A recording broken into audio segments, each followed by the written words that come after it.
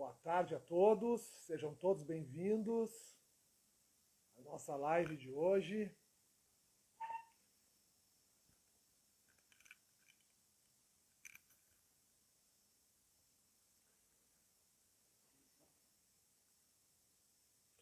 Boa tarde a todos, sejam todos bem-vindos à nossa live de hoje. Retomando esse ano de 2021, esse projeto que eu iniciei o ano passado aqui pela minha conta do Instagram e que tem como objetivo discutir aí semanalmente temas ligados ao processo administrativo previdenciário. Nas últimas lives com um foco muito específico no recurso administrativo. Então, a ideia agora para 2021 é continuar nessa toada, então, conversando com conselheiros do Conselho de Recursos da Previdência Social, com profissionais ligados, né, à via recursal, para a gente tentar, de certa forma, fazer essa aproximação que é tão importante, né, que é tão importante entre a advocacia e os julgadores do Conselho de Recursos da Previdência Social. Esse talvez seja o principal objetivo desses bate-papos, né? Aproximar os conselheiros, não apenas aqueles que estão mais próximos da advocacia, que historicamente estiveram mais próximos em razão dos congressos, né, em razão dos institutos, das OABs, mas também aqueles conselheiros que muitas vezes não são tão conhecidos e que fazem um trabalho belíssimo perante as juntas de recurso ou as câmaras de julgamento. Essa é a ideia, né? Tentar trazê-los para cá, para a gente conversar e poder realmente aproximar e construir pontes aí na matéria processual administrativa previdenciária. Como é a primeira live que eu estou fazendo esse ano aqui pelo meu Instagram, quero aproveitar e desejar um feliz 2021 para todos. Todos nós possamos realizar aí boas coisas no ano de 2021, com muita saúde, muito foco, cuidando, né, uns dos outros, para que tudo corra bem e que 2021 seja um ano bom para todos nós. Então, gente, a ideia para essa primeira live, e antes de falar até da ideia, obrigado, Cláudia.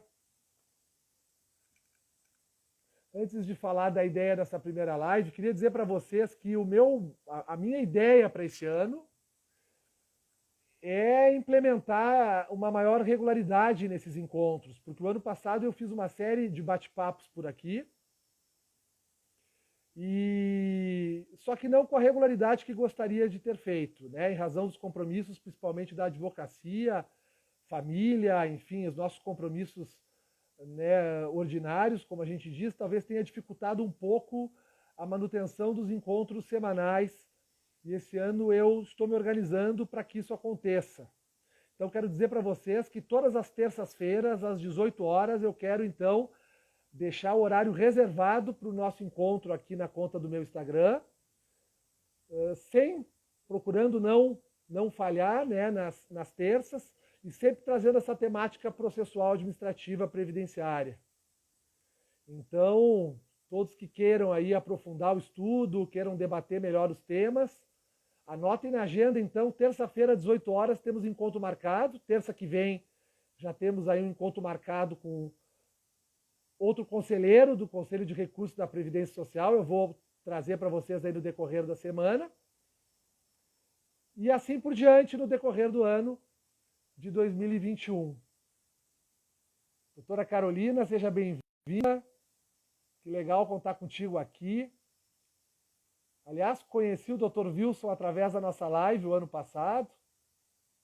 Paulo Suliani, boa tarde.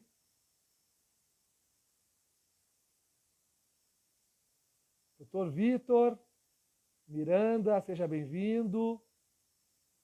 Sandro Carvalho. Bom, eu já vou de imediato puxar aqui o meu convidado, portanto,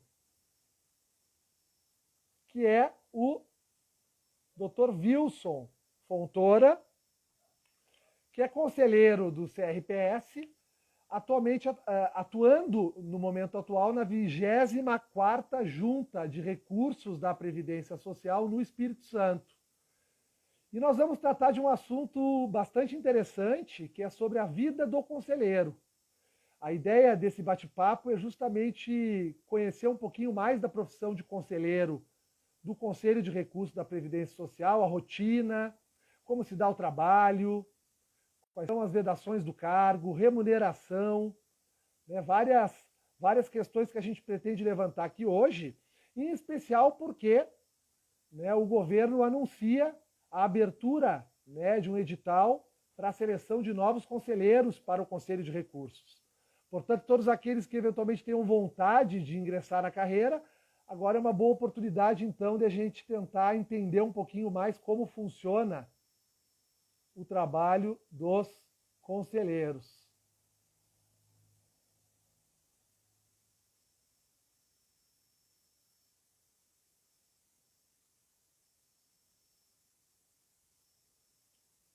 Mais um minutinho aqui.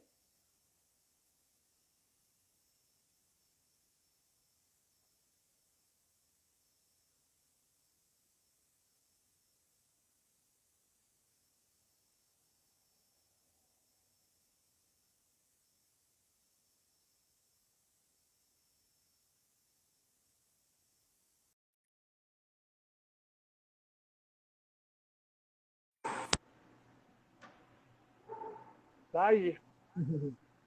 Olá. Boa tarde, boa noite. Está me ouvindo perfeitamente, doutor Alexandre? Escuto sim. Ah, que ótimo, maravilha. Boa tarde, boa tarde. Aqui no Sudeste, na verdade, boa noite, que já são 6h10 aproximadamente. Uma boa noite a todos. E estendo aqui um feliz 2021 para todos os conselheiros, todos os advogados, alguns amigos eu já vi que já estão aqui presentes, a todos os alunos, e em especial ao doutor Alexandre. Obrigado pelo convite, vai ser uma satisfação muito grande poder trazer aqui para quem nos ouve hoje a vida do conselheiro de fato, fazendo uma brincadeira com outras brincadeiras que já foram feitas, o que come, aonde vivem, como sobrevivem os conselheiros. Então eu estou à disposição e é um grande prazer contribuir. Que bacana, Wilson. Eu acho que esse tema é um tema muito importante, porque os conselheiros, né, do nosso Conselho de Recursos têm sido cada vez mais demandados e se tem cada vez mais falado do Conselho. Né? E o Conselho hoje está muito em voga, as pessoas têm comentado acerca das decisões, os advogados estão buscando recorrer mais. A gente sabe que a própria equipe diretiva do Conselho tem procurado trazer melhoras para o sistema recursal. E, por outro lado, a via judicial tem se mostrado, em muitos aspectos, complicada, né? E muito em razão do uso, talvez excessivo ou não, que se fez dela nesses últimos anos, desprezando quase por completo a importância de um tribunal administrativo, como é o caso do Conselho, que tem um aparato todo vocacionado, né, a atender o segurado, a atender um processo que tem, né, princípios que são muito específicos, né, como o princípio da dúvida a favor do segurado. E, de fato, o momento que se vive hoje é um momento em que todos olham de uma forma diferente para o Conselho. Então, eu achei muito legal a sugestão do tema que partiu de ti, né, de falar um pouquinho sobre a rotina do conselheiro, levando em consideração, né, que já está se anunciando um edital para a seleção de novos conselheiros, né, no CRPS e o que isso pode representar para quem está querendo ingressar na carreira. Então, eu é que agradeço a tua disponibilidade, muito obrigado, é um prazer enorme estar te conhecendo aqui de uma forma mais próxima. Eu tenho uma admiração profunda pelos conselheiros do CRPS, pela pessoa de vocês, pelo conhecimento jurídico de vocês, pela vontade de fazer as coisas acontecerem, que eu acho que é uma característica de todos vocês, né? E a ideia dessa live é isso também. Como na minha conta do Instagram predominam advogados que atuam na área previdenciária, essa aproximação por si só, ela já é fantástica. Assim, a gente poder proporcionar uma hora de conversa entre um advogado e um conselheiro, trazendo questões que são relacionadas aos dois lados, né? Então, eu que agradeço tu teres aceitado o convite E já vou te passar a palavra, queria que, se possível, tu pudesse te apresentar um pouquinho, assim, da onde tu vem, qual é a tua formação, como é que é o teu trabalho, assim, dentro da 24ª Junta de Recursos. Se puderes falar um pouquinho de ti. Antes de me apresentar adequadamente com o pedido, eu achei muito importante essa sua fala, no sentido de trazer conselheiros para o seu canal, abrir essa plataforma de contato conosco, porque a partir do momento que nós temos a oportunidade de mostrar como que é feito o trabalho, se desmistifica muitas coisas relacionadas ao Conselho de Recurso. Eu quero dar 2 exemplos, antes de me apresentar, não esqueci, vou me apresentar, mas eu gostaria de dar 2 exemplos de áreas distintas e que é uma mistificação que tem em cima do cargo de conselheiro. O primeiro exemplo que eu queria trazer é de um colega advogado aqui de Vitória do Espírito Santo, extremamente competente na área que ele atua, ele está sempre em sociedade com ex-desembargadores, ex-juiz, extremamente competente. E recentemente eu tive a oportunidade de encontrá-lo no fórum, tão logo que as atividades forenses foram restabelecidas, e a primeira pergunta que ele me fez é: e aí, Wilson, como é que está lá o seu trabalho no INSS?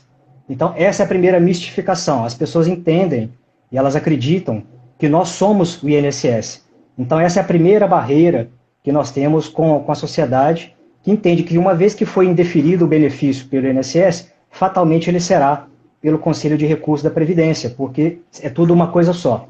E o segundo exemplo que eu tenho é de uma pessoa da minha família, veja bem, que trabalhou por 30 anos no INSS, não estava no setor de benefícios, mas trabalhava na estrutura do INSS, e quando eu disse recentemente para ela que eu atuava no Conselho de Recursos da Previdência Social, a primeira pergunta que me foi feita foi: oh, mas você passou no concurso quando que eu não fiquei sabendo?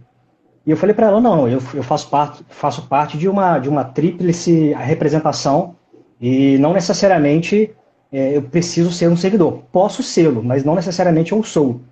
E ela me relatou que quando ela era indagada por pessoas, na época que ela ainda estava na ativa no INSS, quando ela era indagada sobre a possibilidade de recorrer administrativamente, ela mesma dizia: olha, não vejo interesse em você recorrer administrativamente, porque se nós negamos aqui, eles vão negar lá, porque é tudo uma coisa só.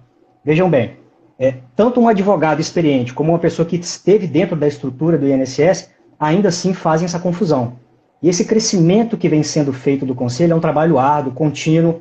Eu não falo aqui, deixo claro que eu não falo aqui em nome do Conselho, falo em nome do Wilson Fontoura, mas é um trabalho contínuo de todos os presidentes que vêm passando, de modernização, de divulgação, e o resultado que nós estamos alcançando hoje, se olharmos para trás 10 anos, estamos a muitos anos-luz do que nós tínhamos antigamente. Mas bem, respondendo especificamente a sua pergunta, eu sou advogado de formação, fiz faculdade de Direito, sou advogado pós-graduado em Direito Público, e até o ano de 2014 eu advogava. Assim como muitos advogados em início de carreira, eu me associei a um escritório de advocacia, mas eu tinha aí 10, 12, 13 horas de trabalho por dia, e eu comecei a perceber que esse exercício, essa vontade que eu tinha de trabalhar, ela não revertia nem no meu tempo, nem na minha saúde, principalmente na parte financeira. Então, nesse meio tempo, uma colega com quem eu já havia trabalhado, ela me explicou um pouco mais sobre o funcionamento do Conselho, e tão logo surgiu uma oportunidade aqui em Vitória, no Espírito Santo, ela me questionou se eu havia interesse. E como nós vamos tratar hoje aqui sobre a flexibilidade do trabalho do conselheiro, da facilidade que o conselheiro tem de trabalhar, isso encheu os meus olhos. Eu me debrucei ainda mais, porque já tinha um tempo que eu não estudava o direito previdenciário. Eu me debrucei ainda mais na matéria previdenciária, me preparei adequadamente e estou há 7 anos, desde 2014, eu estou exercendo esse cargo que me deixa muito feliz, muito contente por prestar um serviço que hoje eu consigo ver que reverte para a minha saúde, reverte para a minha família e principalmente reverte para a sociedade também. Que bacana, já é uma experiência bem importante, né? Já são aí 6 anos, 7 anos, a rigor, 7. né? 7 anos à frente do Conselho. Imagina a quantidade de processos e matérias que já não passaram pelas suas mãos, né? E sessões de julgamento, sustentações orais nesses anos todos. Eu tenho uma curiosidade, queria te perguntar, a vida do conselheiro no conselho, ela costuma ser longa ou a troca de conselheiros ela é mais constante? Alexandre, depende muito do engajamento e me permita primeiro chamá-lo de Alexandre, porque eu sou um pouco avesso às formalidades excessivas. Então, as pessoas que estão convivendo comigo nas transmissões, eu peço essa liberdade. Mas, Alexandre, depende muito do engajamento, da vontade e do interesse do conselheiro. Aqui no Espírito Santo nós temos conselheiros que estão há mais de 20 anos exercendo esse cargo. Por outro lado, nós tivemos aqui também conselheiros que com 2, 3 meses de atividade viram que não era o que achavam que seria. Então, com 2, 3 meses de atividade, esses próprios conselheiros pediram a renúncia do mandato. Então, desde que haja interesse, desde que haja engajamento, desde que haja atingimento das metas estabelecidas pelo Conselho, e essas metas elas vão também se modernizando, podemos falar disso ao longo da transmissão hoje, desde que haja o alcance e a satisfação dessa atividade junto ao Conselho, ele vai sendo renovado e vai sendo reconduzido tantas vezes quanto quiser e tantas vezes quanto o Conselho entender que ele ainda é apto a exercer essa atividade junto do CRPS. Que bacana, Wilson. E no caso, a tua advocacia até 2014 era uma advocacia especializada em previdência? Já conhecia a matéria ou foi o primeiro contato do Conselho? Essa é outra mistificação que as pessoas têm. Para não dizer que eu nunca tive nenhuma ação previdenciária, eu atuei em conjunto com a minha mãe, que também é advogada, num processo em que envolvia uma pensão por morte, um pedido de recálculo, né, de RMI de uma pensão por morte da minha avó. Mas eu aqui no Espírito Santo e a minha mãe e minha avó em Minas Gerais, porque eu sou mineiro. Então, assim, era uma participação apenas para dar um apoio logístico, PJE, que eu tenho um pouco mais de facilidade com processos eletrônicos, mas atuar firmemente, não. Eu tive, sim, direito previdenciário, foi uma das cadeiras da minha faculdade, lá em Juiz de Fora, onde eu estudei. E, inclusive, você em breve vai falar com a Camila Canedo, lá de Juiz de Fora, uma colega e uma amiga minha. E quando eu fiz essa matéria de direito previdenciário, eu tive essa única ação envolvendo um pedido da minha avó, mas eu não tive a oportunidade de atuar firmemente.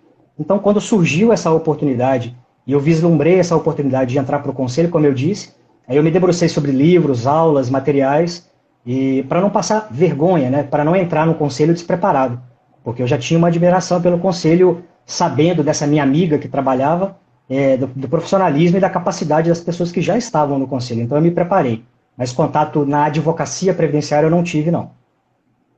Eu imagino que deve ter sido um desafio grande para ti, né? Porque a gente sabe que a matéria previdenciária, bom, ela é uma matéria difícil, isso todos nós sabemos. E quando a gente entra na área previdenciária, alguns conceitos que talvez hoje sejam básicos para a gente, como qualidade de segurado e carência, período de graça, por exemplo, são conceitos difíceis de a gente compreender na sua totalidade, né? Saber diferenciar os casos concretos. Quer dizer, é uma área muito técnica, realmente. Eu imagino que no princípio, realmente deve ter sido um grande desafio, né, com relação à matéria. Eu vou te ser sincero que, assim, já sabendo que dentro do CRPS se falava o siglês, né? As pessoas falam com siglas o tempo todo, né? DIB, DCB, DER. Então, eu me preparei para essa área. A minha dificuldade é que quando eu entrei no CRPS, eu já tinha aproximadamente 10 anos de advocacia, e a gente vê que o processo previdenciário, em alguns aspectos que para nós é muito caro, como, por exemplo, a tempestividade recursal, ele não era tão rígido dentro do processo, aliás, o processo previdenciário administrativo ele não é tão rígido como o processo previdenciário judicial. O tempo de você embargar, um tempo para você recorrer, a possibilidade de você levantar uma intempestividade recursal. Então eu tive um pouco mais de dificuldade para assimilar e aceitar no fundo do meu coração que o direito administrativo ele tem que ser um pouco diferenciado do direito judicial, né, o processo. Mas meu grande impacto foi na área processual de fato. A parte de matéria eu acabei pegando muito rápido, porque eu já vinha da advocacia trabalhista que permeia, ele tem um certo pé dentro do direito previdenciário, então eu tive um pouco de facilidade para assimilar a parte material. A questão processual é que foi minha grande barreira no início. Interessante. Não, sem dúvida, porque o processo que é aplicado no Conselho é um processo que tem essa característica administrativa muito forte, né? Sim. Algo que não raras vezes a gente não vê no judiciário, né? Que acabou construindo princípios próprios e regras que são regras também de proteção, às vezes ao segurado e tudo mais, mas são diferentes daquelas regras clássicas do contencioso administrativo, o contencioso clássico aquele, né? Pelo fato de não ter, talvez, na instância do INSS, um julgador, uma terceira pessoa para julgar a matéria, né? Só há, de fato, esse julgador quando há o recurso administrativo, e toda a forma peculiar que o conselheiro tem que avaliar o processo quando recebe esses recursos, né? Mas eu fico curioso, Wilson, com a questão relacionada à rotina. Eu acho que muitos advogados têm essa curiosidade, né? E, principalmente depois que o conselho começou a se tornar virtual, né? Mesmo antes da pandemia, a distribuição dos processos passou a ser eletrônica, a questão da própria competência das juntas, e toda essa questão, as juntas adjuntas. Uma curiosidade muito grande, como é que se dá a rotina do conselheiro, como é que é o trabalho de um conselheiro hoje. Né? Tu comentaste sobre até vedações ou da possibilidade de poder exercer uma outra profissão, por que não a advocacia, né? Numa determinada outra área. Como é que é a tua rotina hoje? Como é que funciona um trabalho semanal, por exemplo, de um conselheiro hoje de junta? Eu tive, recentemente o Conselho ele fez um evento, né, um conselho, o primeiro encontro virtual do Conselho com a sociedade, e eu tive a oportunidade de participar apresentando um dos módulos, e eu fiz essa mesma pergunta para 3 colegas, uma colega de Rondônia, uma colega do Paraná, e uma colega do Mato Grosso do Sul, e eu pude ver que a rotina do conselheiro ela é bastante eclética, diferenciada. Eu vi nas suas transmissões anteriores que você tem um pequenininho em casa, eu também tenho um. Eu tenho aqui um de 3 anos e meio, e é aquela fase em que quer atenção o tempo todo. E diante dessa pandemia, nós estamos dentro de casa, e a rotina é, sempre que possível, dar atenção para ele. Mas é como eu disse para você no início, dedicação. O conselheiro ele recebe uma lista de processos administrativos que vem do INSS, então nós temos a obrigação de analisar esse processo, ver se ele está adequadamente instruído, e esse é o nosso grande problema hoje, instrução processual. A partir do momento que ele está devidamente instruído, nós relatamos esse processo, assim como é feito no judiciário, nós fazemos um relatório do processo, proferimos um voto e incluímos esse processo em pauta para apresentá-los aos demais conselheiros. A rotina do dia a dia, Alexandre, depende muito das suas questões familiares, das suas questões profissionais. Eu continuo advogando, obviamente, numa área completamente diferente da área previdenciária, mas eu consegui, depois de 7 anos, me moldar para poder ter de 1 a 2 dias livres do CRPS durante a semana. Obviamente que no final do ano a gente não consegue, os prazos são mais curtos, a gente tem menos tempo para julgar processo, mas ao longo do ano eu consegui me policiar e me condicionar a ter de 1 a 2 dias por mês livres. Eu faço de 7 a 8 processos por dia, para que eu possa ter dias livres para poder advogar, para poder atender um cliente na área da advocacia e também, obviamente, dar atenção para a família. Confesso para você que nos primeiros anos eu caí numa armadilha perigosa, que eu achava que, como existia essa flexibilidade, eu poderia fazer o processo quando eu poderia fazer quantos eu queria.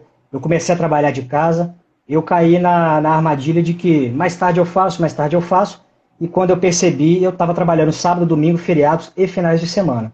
E a gente vai se adequando, a gente vai percebendo que se você se policiar, se você tiver uma meta diária, semanal e mensal, as coisas conseguem se encaixar e você consegue ter outras atividades fora do conselho, sem nenhum problema.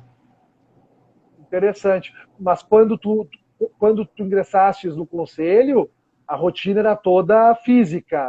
Apanhava os processos em papel, levava para o escritório ou para casa. Eu peguei a transição. Eu peguei a transição do físico para o eletrônico. Eu já nasci, vamos dizer, nessa geração de processo eletrônico, sou apaixonado com processo eletrônico, detesto o papel. Dificilmente você vai ver na minha mesa de trabalho um papel, adoro essas questões eletrônicas, mas eu peguei essa transição. E os colegas que já estavam aqui na 24ª Junta me relatavam que chegavam na Junta Recursal com malas de viagem mesmo, essas malas pesadas, e saíam carregadas com 80, 100 processos, levavam para casa e faziam aquela pilha de processo, relatavam um por um e depois traziam aquela mala de volta para a secretaria da Junta. Mas eu te confesso, Alexandre, que essa realidade, ainda bem que eu peguei a transição, porque essa realidade, ela prende a gente demais. Hoje, o conselheiro ele pode trabalhar de qualquer lugar do mundo, desde que nas juntas estabelecidas as sessões de julgamento, ele se faça presente na sessão de julgamento. Em algumas juntas ela já era feita remotamente, em algumas juntas ela é presencialmente, como é o caso do Espírito Santo, suspenso só nesse período de pandemia, mas acredito que tão logo termine a pandemia nós voltemos às sessões presenciais, mas a partir do momento que você tem dias fixos para comparecer às sessões de julgamento, o resto do trabalho, o resto do mês, da semana, você pode exercer em qualquer lugar do mundo. É uma flexibilidade interessante. Claro, sem dúvida, sem dúvida. E a questão do relatório, nós temos participando aqui da live o doutor Délio, que é um colega advogado de Minas Gerais, de Minas, e é servidor do INSS, aqui faz parte das nossas atividades do G4 também. E ele pergunta, né, existe um prazo quando recebe esse processo? Existe um controle por parte da secretaria para a devolução desse relatório, colocação do processo em pauta? Sim. Como é que funciona esse espaço de tempo? Nós estamos, como eu disse, assim, nós estamos num momento de transição no mundo, né? Essas questões relacionadas à pandemia, elas dificultaram um pouco o processo, tanto judicial como o processo administrativo também. Via de regra, no regimento interno, nós temos 30 dias, a partir do momento que o processo cai na nossa caixa de processos eletrônicos, nós temos 30 dias para pautar esse processo. Ou para solicitar uma diligência preliminar, enfim. Esse processo só pode ficar na nossa caixa a partir de 30 dias. Até 30 dias. A partir do 30º dia, ele começa a gerar um apontamento, ele vai mudando a cor dentro da nossa caixa de processo e a secretaria tem essa informação. Ocorre, como eu disse, a gente está vivendo agora num momento de pandemia e que, coincidentemente com a pandemia, o CRPS ele assumiu a responsabilidade, através de um convênio traçado junto com o INSS, para que nós auxiliássemos na instrução processual. Então, o que aconteceu? Quando abriram, não sei se você se recorda, no final de 2019, tinha mais de 1 milhão de processos represados no INSS. Então, quando eles abriram as comportas de processos, alguns conselheiros chegaram a ter 500, 600, 900 processos na sua caixa. E aí, Alexandre, qualquer ser humano que faça uma conta mínima sabe que 900 processos em um mês é humanamente impossível. Então, o doutor Marcelo, junto com a secretaria e com as cabeças pensantes do conselho, ele editou uma portaria para que esse período ficasse relativizado por enquanto não se regulariza essas questões de excesso de processos na Caixa, mas eu acredito que em breve voltaremos para o regimento interno de 30 dias, e aí o processo precisa ser pautado e julgado. Mas, infelizmente, por questões logísticas somadas a esse ano de pandemia e essas questões envolvendo o excesso de encaminhamento de uma vez só de processo do INSS, isso está temporariamente levantado, está suspenso. E convenhamos, o prazo de 30 dias, apesar de sabermos, né, que é um prazo aí que norteia, né, as relações administrativas, a própria Lei 9784, né, traz lá o prazo de 30 dias para a administração, claro que não para o Conselho, para a administração, mas é um prazo curto, né? Se a gente pensar, por exemplo, o tempo que leva um recurso judicial, por exemplo, seja para uma turma recursal em Juizado Especial Federal, e aqui no Rio Grande do Sul chega a levar 6 meses a 1 ano, né? E no âmbito do rito comum, aqui no TRF da 4ª Região, os recursos têm levado 1 ano e meio a 2, em algumas hipóteses, para serem pautados e serem julgados. E não adianta, o ritmo acaba sendo ditado pelo número de processos e agora pelo contexto social que a gente está vivendo também. Então, me parece que... Eu tive a oportunidade esse ano, Alexandre, só te interrompendo rapidamente, eu tive a oportunidade esse ano de conhecer alguns conselheiros de outras juntas em razão de um projeto paralelo que eu tenho. Então, assim, eu te garanto que se os processos chegassem para nós devidamente instruídos, e a doutora Carolina falou disso na live anterior, que nós temos esse problema com a instrução processual, se os processos chegassem para nós com a instrução perfeita, com os advogados, inclusive, contribuindo, como a doutora Carolina havia citado, na hora da instrução processual, entrar com um recurso administrativo quando tiver ciência que, de fato, os processos estão devidamente instruídos, eu tenho certeza que em 30, 40 dias, após a interposição de recurso, o julgamento já teria sido concluído e a satisfação, ou não, enfim, teria uma decisão por parte da junta. E eu vi recentemente numa live do Dr. Marcelo Bócio que o planejamento, e eu não duvido que ele vai conseguir alcançar isso, porque ele é bastante determinado, ele quer implementar que, a partir do momento que o segurado ele dê entrada no requerimento de benefício, lá no 1º grau, lá no INSS, no prazo máximo de 6 meses esse processo está encerrado, contando com análise de junta e análise de CAGE e eventuais embargos. Então, se isso acontecer, vai ser um avanço absurdamente incrível para todos nós. Eu tenho certeza que isso vai alavancar cada vez mais o Conselho. Sem dúvida. Fiquei refletindo sobre a tua fala, deixa eu ver se eu entendi bem. Bom, claro, nós não podemos jamais afastar do Conselho de Recursos, talvez uma das suas características mais importantes, que seja essa devolutividade plena da matéria. Basta o segurado colocar lá que não concorda, né, e pelos princípios que regem o processo, vai chegar um conselheiro, ele vai instruir, vai analisar, e vai se ter uma decisão de segundo grau, primeira ou segunda instância recursal. Mas, Wilson, pelo que eu entendi na tua fala, eu acho que isso é bem relevante a gente destacar aqui, o advogado fazendo um bom trabalho instrutório do recurso, demonstrando o direito violado, de repente adiantando parte da documentação necessária para a constatação desse direito, isso pode facilitar o trabalho do conselheiro. Com certeza. Como eu estou repetindo aqui, e eu estou batendo nessa tecla porque eu não tenho dúvidas da capacidade dos conselheiros, conheço vários, e não tenho dúvida nenhuma da capacidade deles. Mas o problema, Alexandre, é que o conselheiro ele quer trabalhar, ele quer atingir as metas, ele quer colocar processos em pauta para poder julgar e julgar novos processos. Mas acontece muitas vezes que um advogado, ou até o segurado desassistido de advogado, ele faz um requerimento recursal, mas aquilo que ele fala no recurso, a gente não consegue encontrar no processo. Às vezes ele faz menção a um documento, um histórico escolar, por exemplo, que em tese poderia comprovar a atividade rural dos pais. Nós vamos procurar no processo e não está lá. Nós vamos procurar, por exemplo, no caso de um pescador artesanal, ele tem uma carteira no Ministério da Pesca, o advogado faz menção a essa carteira e a carteira não está lá. E aí o que nós, conselheiros, podemos fazer? Graças a Deus, esse ano de 2020 nos proporcionou acesso a algumas outras bases de informações. E hoje o conselheiro ele tem muito mais informação do que tinha há 1 ano e meio atrás. Mas muitas vezes nós acessamos essas bases de informações e mesmo acessando vários protocolos feitos, nós não encontramos a carteira de pesca. Nós não encontramos o histórico escolar. Então o que acontece?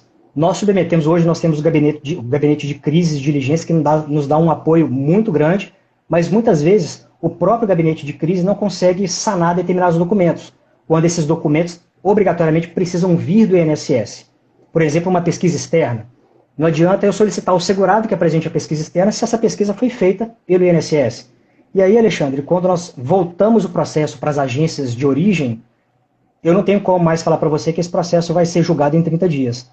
Porque nós sabemos que desde que veio essa reforma da Previdência, houve uma aposentadoria em massa de servidores e o trabalho que já era feito com a corda no pescoço, vamos dizer assim, esse trabalho praticamente ficou paralisado. Então, é um trabalho de conta-gotas. Então, quando o advogado ele tem essa diligência de acompanhar o processo administrativo, ver que, de fato, aqueles documentos que ele faz menção no recurso estão colacionados no processo e ele sabe que esse processo vai chegar para nós instruído, é muito mais fácil para a gente, muito mais fácil para o procurador e, obviamente, mais fácil para o segurado também, né? O grande problema hoje é a instrução processual. Perfeito. E combina muito com o comentário que tu fizesses na live com a Carolina. Eu lembro do teu comentário quando tu fala exatamente disso, né? Dos advogados trazerem os fatos de uma forma o mais clara possível, procurarem instruir o processo da melhor forma possível, para justamente construir né? Claro que isso não vai resolver o problema, porque a gente sabe que existe uma demanda enorme, e acredito que até maior, de recursos que são protocolados diretamente por segurados, às vezes por procuradores que são familiares e que estão lá apenas para auxiliar, né, que aquele recurso suba e possam ajudar o seu familiar. Mas os advogados, os escritórios que estão se especializando nessa atuação administrativa, hoje com o meu INSS, a gente tem acesso a muitos documentos, os próprios laudos médicos, né, do Serviço de Perícia Médica Federal, o próprio CNIS, a gente tem acesso às cartas de concessão com mais facilidade, os extratos de pagamento, o próprio Sim. processo administrativo em PDF, sempre completinho. Para quem advoga há mais tempo, sabe bem como era difícil obter a cópia de um processo administrativo há 10 anos atrás. Isso levava 2, 3 meses, né? O CD tinha que ir lacrado na agência, se não tivesse lacrado, não era gravado o arquivo no CD. É por isso que eu disse, os avanços que aconteceram nos últimos 5 anos são avanços incríveis, né? Essa questão da mala com processo, essa questão de solicitar cópia integral de um processo, hoje está tudo online, né? Hoje é tudo mais fácil. Eu queria aproveitar esse seu gancho, Alexandre, e responder aqui o Délio. O Délio está questionando por que a página do E-Recursos está fora do ar nos últimos dias. Délio, o e-recursos está fora do ar desde 2019, ele foi substituído pelo SREC, que é o Sistema de Processos Eletrônicos. Se você quer consultar o andamento processual, o doutor Alexandre aí já deu a dica através do meu INSS, tá? O e-recurso já não existe mais desde o final de 2019. Desculpa, Isso aí. Alexandre, te interrompi novamente. Imagina, a Cristiane Santana, que acho que é do Mato Grosso do Sul, pelo MS no final, ela diz que além de ser tua Mato fã, Grosso do ela quer Sul. do Ela faz Sul, questão então sempre tome de cuidado. destacar. Ele é presidente da 22ª Junta, e todas as vezes que nós vamos anunciar, ela sempre faz questão. Mato Grosso do Sul.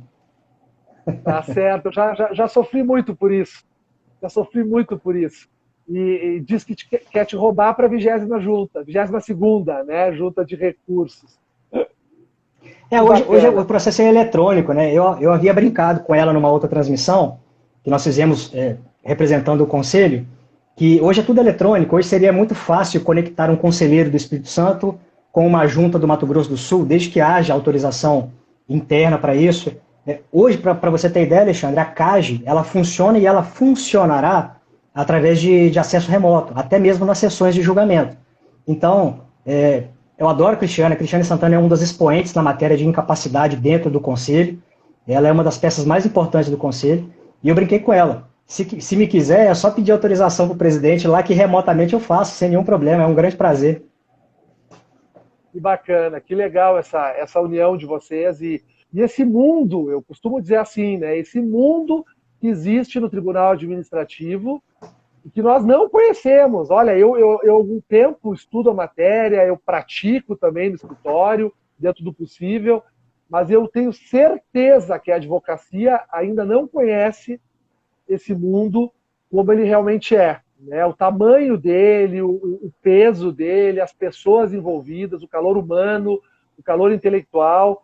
E um pouco nós pudemos sentir isso, Wilson, com o encontro aberto ano passado. Eu achei aquele projeto um projeto fantástico.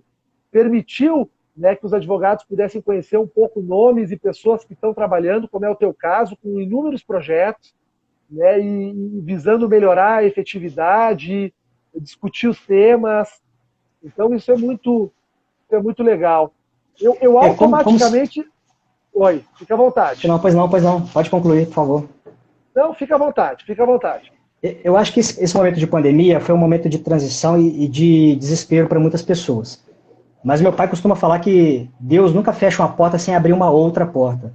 Então esse momento de pandemia em que todos ficamos em casa, fomos obrigados a ficar em casa, ele acabou proporcionando, eu vou dar um testemunho pessoal, eu tenho 7 anos de conselho, e nesses 6 anos e meio para trás de conselho, eu conhecia a Camila, que é de Juiz de Fora, conhecia um presidente de junta ou outro, através de grupo que nós temos, de conselheiros, mas nos últimos 6 meses, Alexandre, o que eu consegui conhecer de colegas, trazer colegas, criar projeto com colegas e conhecer todas. Eu pude realmente, de fato, conhecer o CRPS nesses últimos 6 meses, porque as pessoas ficaram em casa, as pessoas começaram a criar conteúdos para as redes sociais, como eu fiz, e através dessas criações é que de fato nós conseguimos ver que aquele número de celular que estava no grupo do WhatsApp, ele tinha um rosto, ele tinha uma história, ele tinha todo um background que vinha com ele, e eu pude hoje conhecer. Cristiane Santana, que está aí falando, a Carolina Albuquerque, que falou com você, a Camila, que falará com você, o Paulo Vitor, que já falou com você, são todas as pessoas que já participaram do nosso projeto paralelo, que é um fórum de debate que nós temos, e que são pessoas que engrandeceram absurdamente a minha experiência dentro do Conselho. Então, essa proximidade, da mesma forma que eu disse no início da nossa transmissão, você trazer conselheiros para conversar desmistifica essa imagem que nós, conselheiros, temos perante a sociedade. Internamente também nós tínhamos algumas mistificações. Por exemplo, eu vou falar com um presidente de outra junta, mas quem sou eu, conselheiro de uma unidade, poder conversar com o presidente de outra junta? E hoje eu tenho proximidade com os presidentes, tanto de junta como o presidente de CAGE, o presidente Dr. Marcelo Bórcio. Então é muito gratificante, é muito legal ver que de um lado nós tivemos a porta fechada, mas um universo se abriu do outro lado. É muito gratificante, de fato. Que legal. Aliás, a Camila está participando aqui, deixou um comentário sobre a questão probatória, né, de que, sem dúvida, é talvez a maior dificuldade do Conselho, e a gente tem visto pelas ações que têm sido feitas, que com certeza é realmente um dos grandes desafios, né?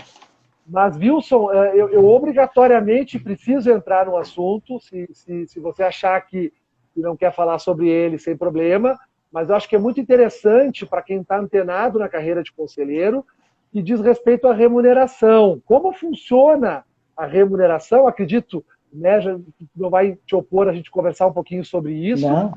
de uma forma objetiva, obviamente, mas como funciona a remuneração do conselheiro? A questão, eu não me oponho de forma alguma, mesmo porque o munus que a gente exerce, o cargo que a gente exerce, é um cargo, apesar de não sermos servidores públicos, né, a maioria, claro que existem os representantes do governo, mas a nossa gratificação e a nossa remuneração, ela é pública.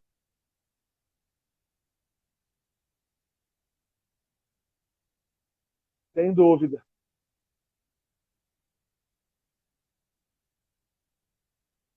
Wilson, me escuta? Wilson? Ah, agora voltou. Show. Fica à vontade. Sobre a remuneração, se tu puder nos contar um pouquinho. Deixa eu ver se acho que meu fone saiu aqui, deixa eu tirar aqui. Nós Enfim, estamos te ouvindo bem. ótimo, maravilha. A remuneração do conselheiro é através de jeton. O jeton do conselheiro, ele é calculado com base na remuneração do seu presidente de unidade julgadora. Como você me pediu objetividade, eu não vou me apegar às minúcias, não.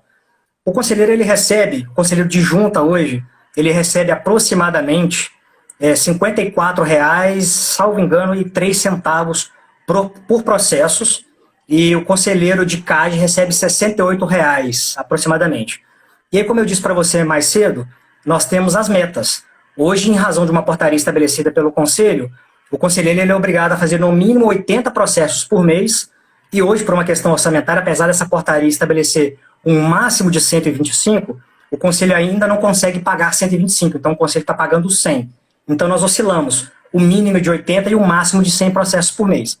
E aí você faz a multiplicação simples, um conselheiro com o máximo de processos tem aí uma remuneração de R$ 5.400 e o conselheiro de CAGE R$ 6.800, valor esse bruto, né? Então você tem que incluir em cima desse valor aí as questões de descontos previdenciários e tributários também, porque afinal de contas nós somos contribuintes, segurados obrigatórios, contribuintes individuais, então nós sofremos também os recolhimentos.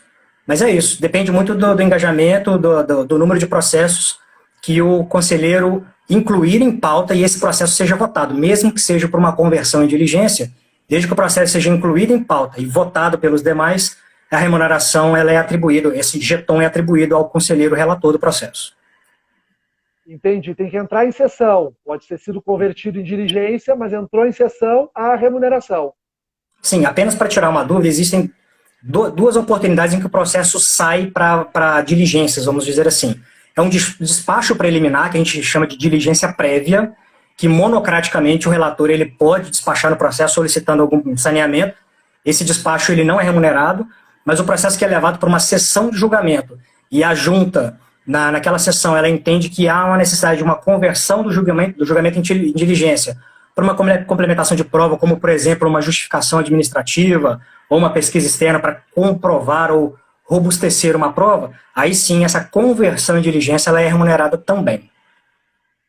Entendi. E Wilson, deixa eu te fazer uma outra pergunta, uma curiosidade que me surgiu agora aqui. Talvez tu não consiga me responder, por não conhecer no conjunto. Mas até onde tu conheces os conselheiros, o perfil das pessoas que estão hoje no CRPS, a regra é o conselheiro ter mais de uma função, ter advogado ou ter uma outra função, ou a regra são conselheiros integralmente dedicados ao conselho? Alexandre, a partir do decreto agora 3.048, já alterado pelo decreto 10.410, é obrigatório que todo mundo que vai entrar no conselho ele tenha formação em direito. Antes desse decreto não era obrigatório. Então nós temos pessoas no conselho que são formadas, por exemplo, em administração, nós temos pessoas que são formadas em geografia, curso superior em geografia. Então, existem pessoas que de fato se dedicam ao máximo, como eu te disse, depende muito do tempo disponível que as pessoas têm.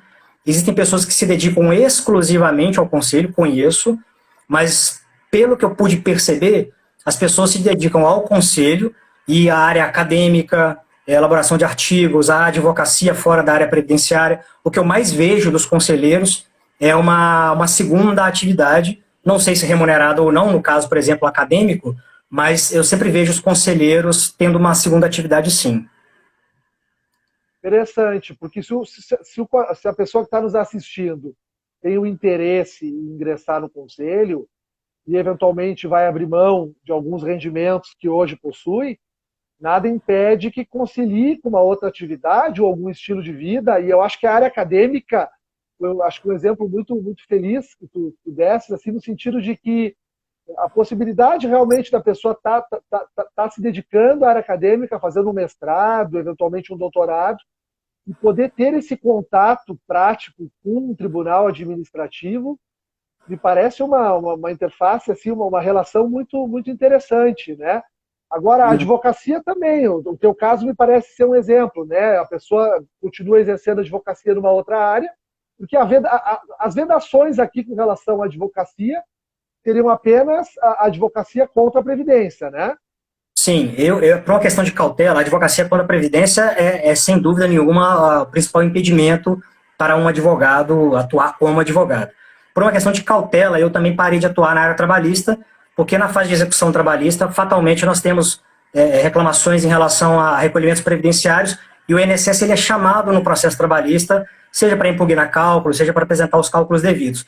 Então, para que não haja nenhuma margem de dúvidas, eu também abdiquei de atuar na área trabalhista para não ter nenhum tipo de problema. Interessante, que bacana. Dá para ter uma boa noção de como é que funciona a questão da remuneração e complementa também a questão da rotina, né? Como o trabalho é flexível, né, dependendo da proatividade do relator, da relatora, eu sei que tem colegas que se dedicam mais aos finais de semana. Aquilo que eu, por exemplo, e outros colegas fazemos ao longo da semana, alguns colegas pegam sábado e domingo, de 8 da manhã à meia-noite, muitas vezes eu recebo mensagem, eu não, né, o Grupo Nacional de Conselheiros. Existem mensagens às 1h30 da manhã, às 2 da manhã, perguntando se o sistema está funcionando, porque o sistema caiu para aquela determinada pessoa. Então eu conheço pessoas que se dedicam a outra atividade durante a semana e separam sábado, domingo, finais de ano, feriados, para exercer a atividade como conselheiros. Perfeito. Wilson, deixa eu te fazer uma pergunta, que foi uma pergunta da Tatiana, que está assistindo a nossa live aqui, sobre as sessões de julgamento, né? Porque as sessões de julgamento, historicamente, são presenciais, né? E sempre ocorreram de forma presencial.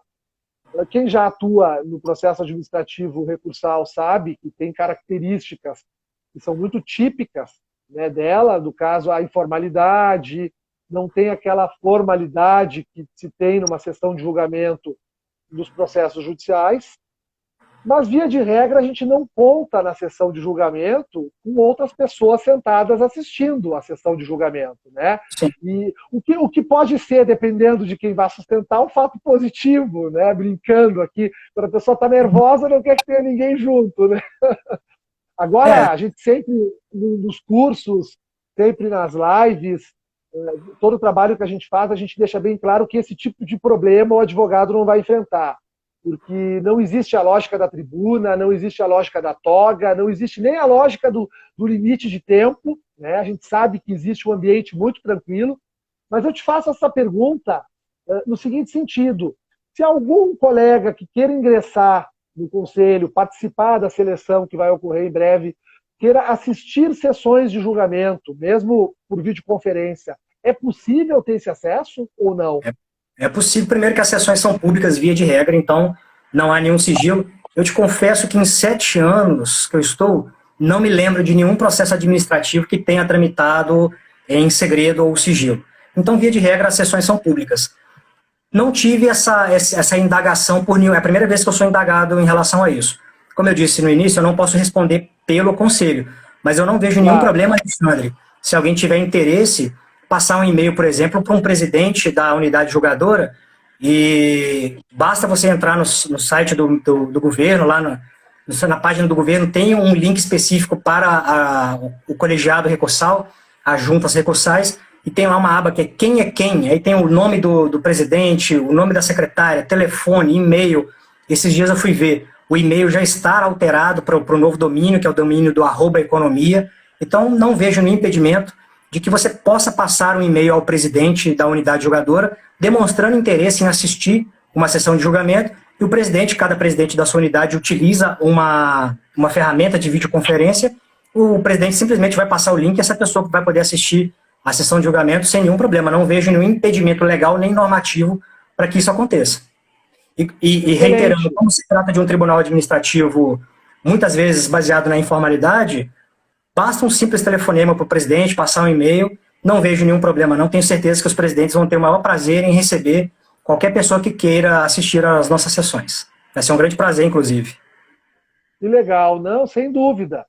E só fazer um adendo, o doutor Marcelo Bossi, numa live recente, o doutor Marcelo Bossi tem uma série de pensamentos, e um dos pensamentos dele é conseguir um sistema em que todas as unidades julgadoras, todas as CAGES, consigam fazer as suas transmissões através de uma única plataforma do Conselho, e qualquer pessoa no mundo vai poder nos acessar, da mesma forma como nós acessamos hoje as sessões de julgamento do STJ, do STF, aqui no Espírito Santo nós conseguimos acessar as sessões de julgamento do TRT, basta que você tenha esse link e que você vai acessar independentemente de autorização. Então, se também o Dr. Marcelo Bossi conseguir colocar isso em prática, eu acho que a publicidade e a notoriedade do Conselho vai ser ampliada ainda mais. Bacana, eu ia dizer para a Tatiana, faz um acesso ao portal do CRPS no Ministério, pesquisa ali no próprio Google, tu encontra o organograma do Conselho, ali tem todos os nomes dos presidentes, integrantes das juntas, das câmaras de julgamento, com e-mail e telefone, faz um contato por e-mail, informa o teu interesse em conhecer um pouquinho melhor a dinâmica, tenho certeza também, assino embaixo, né, na condição de advogado.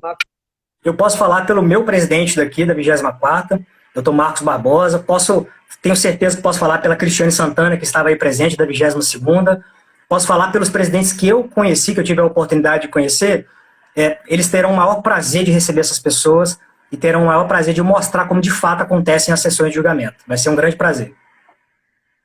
Que legal. Wilson, a gente está encaminhando para o final, mas eu não poderia deixar de te fazer uma pergunta que acho que vai fechar bem a nossa conversa, com relação, então, a essa notícia, né? Eu vi que o presidente Marcelo já noticiou nas redes sociais, e eu vi alguns outros conselheiros também repercutindo, sobre a abertura, então, de um edital, né, a publicação de um edital para selecionar novos conselheiros. Qual a minha dúvida, e acredito que seja a dúvida dos colegas que não estão no conselho, né? Como funciona de fato essa seleção? Esse edital me permite ingressar no conselho independente da minha relação com uma entidade sindical ou patronal, ou não? Eu preciso estar relacionado a uma entidade sindical, isso tem que vir da entidade sindical. Como que o colega, advogado ou não, que está assistindo a live, quer participar dessa seleção, como ele deve se preparar para a seleção? Alexandre, o edital ainda não saiu, então eu não tenho as informações técnicas. O que eu tenho são as informações que já foram vinculadas nos eventos que já passaram, inclusive essa postagem do Dr. Marcelo Bossi na semana passada, dizendo que o edital sairá até o final de janeiro. Então, assim, por uma experiência que eu tenho, e até em razão da previsão do Conselho estar na Constituição Federal, no Decreto 3.048, no regimento interno atual, é necessário sim que a indicação seja feita através do sindicato, mesmo porque esse tribunal administrativo, chamado CRPS, ele tem a função de representar a sociedade, o governo, os empregados e os empregadores. Então, a pessoa que vai se pleitear a uma vaga de conselheiro, ela tem que representar uma dessas representatividades sociais. Eu acredito sim, sem conhecer o edital e as minúcias do edital, o que eu sei é que a dinâmica vai mudar. Pelo que eu estou sabendo aqui, pela primeira vez a escola do CRPS vai fazer uma preparação para os candidatos, e após essa preparação será feita uma prova. Pelo menos é o que a gente ouviu nas publicações do Conselho de Recursos. Então, aparentemente, nós vamos ter uma escola fazendo um curso, e após esse curso, uma avaliação, e os mais avaliados, obviamente que respeitando essa indicação sindical, os mais bem avaliados serão chamados. Que legal, que bacana. Claro, a gente, para saber maiores detalhes, tem que ter a publicação do edital, e certamente vai ser um edital diferente, porque nós temos regulamento novo, um regulamento alterado, né? Nós temos uma equipe diretiva nova também, né? Nós temos regras novas, né, com uma exigência, né, na formação em direito, certamente vai haver mudanças, mas é importante saber que precisa haver, então, quem vai fazer a seleção, quem vai fazer a postulação perante, né, o edital, terá a entidade. Portanto, tem que haver essa articulação entre o profissional e a entidade para que possa Sim. ocorrer essa inscrição. Certamente vai seguir essa linha, porque é da lógica do conselho, né? Faz parte da estrutura legal do conselho. A dica que eu posso dar para todos vocês aí foi a dica que a Ana Paula Filipinho, que é a coordenadora da CGT, responsável por esse processo, é que vocês fiquem atentos ao Diário Oficial, porque a informação que ela passou aqui, esse próximo edital será veiculado no Diário Oficial e também lá na página do CRPS. A dica que eu dou para todos é, entre lá no www.gov.br/previdência. Quando você acessar essa página, lá embaixo tem algumas colunas, e uma das colunas se chama Acesso à Informação. Nessa coluna chamada Acesso à Informação, tem lá Conselho de Recursos da Previdência Social. E lá você vai ter portaria, provimentos, enunciados, comunicados, notícias. Então fiquem atentos, porque a intenção é de que esse edital saia até o final de janeiro. Wilson, foi um grande prazer, quero te dizer assim, uma alegria enorme estar conversando contigo, te conhecer, né, mais a fundo. Incrível, né, o que as redes têm proporcionado para a gente. Os conselheiros que entraram aqui hoje já são novos contatos que a gente faz, novas amizades que se constroem. A Carolina foi um pouco assim, o Paulo Vitor, que já é um amigo há tanto tempo. Então eu quero assim te agradecer enormemente pela tua disponibilidade de estar aqui hoje, ingressar nesse tema que é diferente. Nós não tratamos de temas jurídicos, né, de teses, de como os advogados estão recorrendo. Nós falamos sobre a alma do conselho, né, como é que funciona a dinâmica do conselho, que nos esclarecesse diversos pontos importantes, tenho certeza, muito úteis para muitas pessoas que estão nos acompanhando. E te agradeço de verdade e conta comigo aí no que precisar, a gente está sempre à disposição. Nós vamos fazer uma troca, valeu, Alexandre. Você me convidou para a sua página do Instagram, e agora eu deixo o convite aberto aqui para que você possa participar do nosso debate administrativo lá no meu canal também. E assim que surgir as datas, eu vou convidá-lo, espero tê-lo lá conosco. Muito obrigado pelo convite, foi uma satisfação. Tá ótimo, eu que agradeço e quero agradecer a todos que participaram, os advogados, quero agradecer em especial também aos conselheiros que entraram, deixaram um comentário. Muito obrigado, gente, pela participação de vocês. Acho que começamos bem essa primeira live do ano, tratando, como disse, da alma do Conselho, e seguimos, então, nas próximas semanas, travando novas conversas, novos bate-papos aí com os nossos queridos conselheiros do CRPS. Wilson, um abraço, uma ótima semana para ti, e até breve, meu amigo. Foi um prazer. Espero lá no meu canal, hein? Até breve também. Vou aparecer lá, pode me aguardar. Abraço. Cadeira cativa. Abraço. Valeu.